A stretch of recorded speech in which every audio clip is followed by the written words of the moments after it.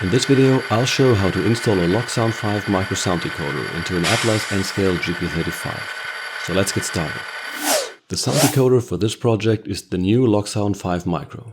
The most important change to the old V4 variant is the switch to the Next 18 interface. That means that an adapter is required for all engines that don't have that interface, which makes the Loksound 5 micro significantly higher than the V4. And that in turn means that a lot of the old strategies to make everything fit don't work anymore. The differences between all the variations of the Loksound 5 micro are the adapter wire harnesses. The speaker supplied with the decoder is too wide for the shell, so another speaker is required to make this work.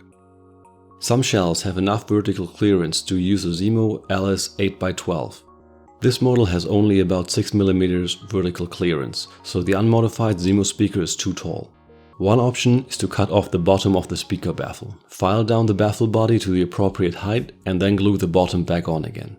This works and sounds reasonably well. For this project, I chose to go a little bit more high-tech and have a custom speaker enclosure 3D printed. As a bonus, I could design the 3D model with a place to glue the headlight LED. Even with this optimized speaker enclosure, the frame needs to be modified a bit.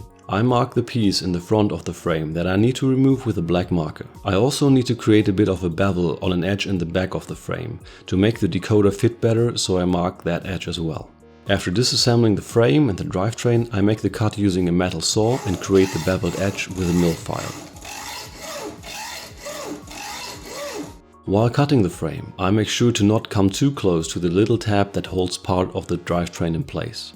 After cleaning the frame to make sure that no debris remains, I reassemble the frame and drivetrain. This model has the parts of the frame that are close to the motor contacts already covered with Kapton tapes, so I don't have to do that.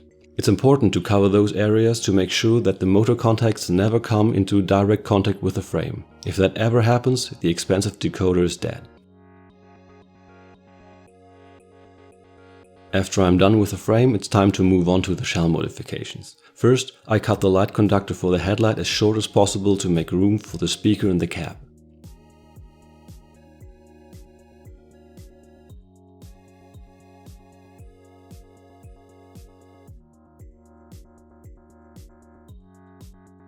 The shell is a bit too narrow for the decoder. Removing the shrink wrap from the decoder helps, but that's still not quite enough, so I need to remove a bit of the plastic from the inside of the shell. I use a Dremel tool on the slowest setting with a small and slightly conical grinding bit.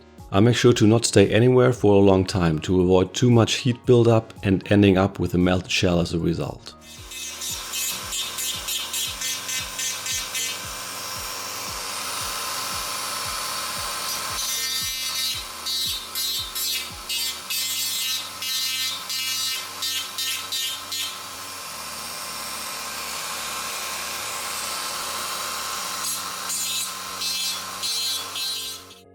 When the decoder fits inside the shell without too much binding, I smooth out everything with a small file. Since the decoder is not sitting directly under the roof, I don't need to widen the shell all the way up.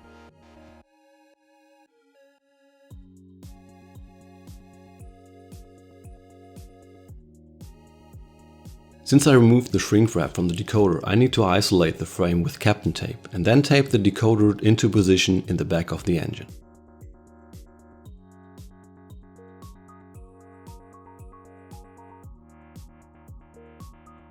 I make sure that everything fits so far by putting the shell back on the frame.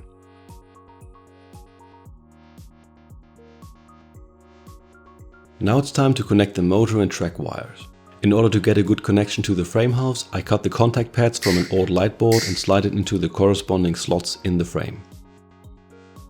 Then I cut the red and black track power wires to length and solder them to the pads on the light board piece.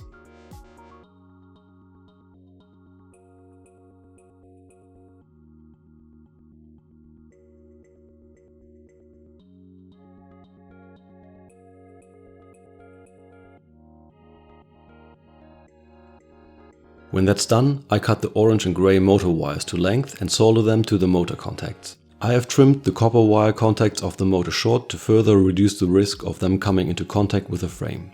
After a quick test to verify motor control, it's time to build the speaker assembly. Make sure to properly isolate the unused wires from the decoder so they don't come into contact with anything. The decoder can die in an instant if that happens. Don't ask how I know. The ZIMO speaker is fixed to the baffle by some kind of padded double-sided sticky tape, so it's easy to remove. The speaker also has two small tabs on each side that need to be filed down so it will fit into my custom enclosure.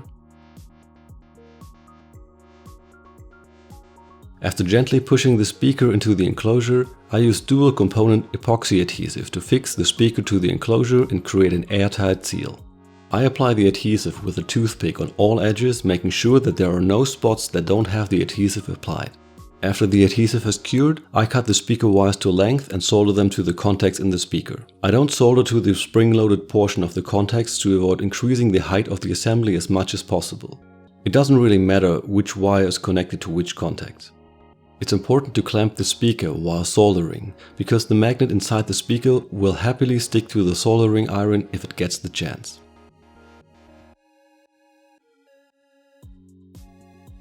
When the wires are connected, I tape the speaker assembly to the frame.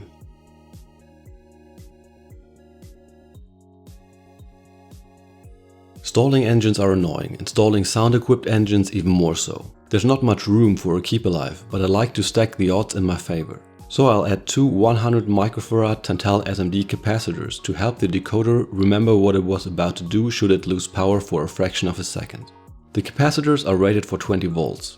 Tantal caps die a fiery death when subjected to overvoltage. I use a 19 volt Z-Diode to limit the voltage to the caps. The Z-Diode can only really protect against overvoltage from short spikes and can't handle a track voltage that's continually too high, but I feel it's better than nothing. I soldered two of the caps together at the terminals.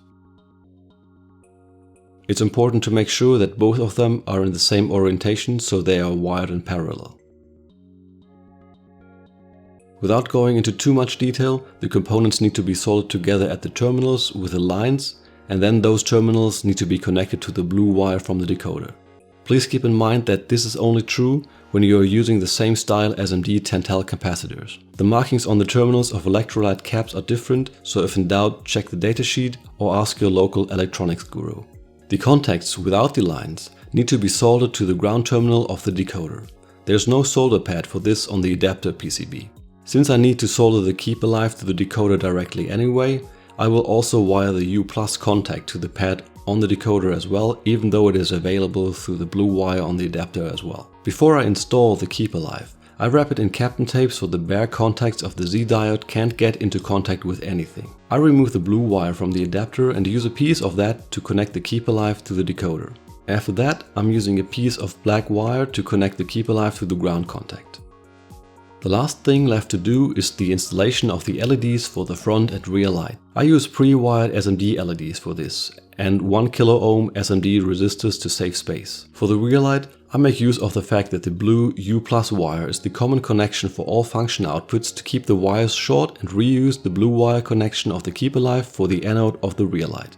For the front headlight, I'm using the U+ solder pad on the adapter where the blue wire was originally connected. After a quick function test, I secure the LEDs with a small drop of CA glue and then proceed to strap down the keep alive and the wiring with Kapton tape.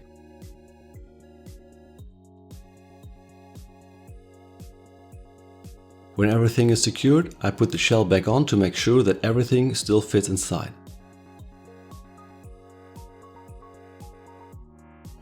I noticed that the speaker enclosure lights up when the headlight is on, so I painted it black to reduce the light leakage. So that's how you can put a sound decoder into a GP35 or any other N-scale engine with a similar design. I've linked a video with a sound demo of this engine on the right side of the screen.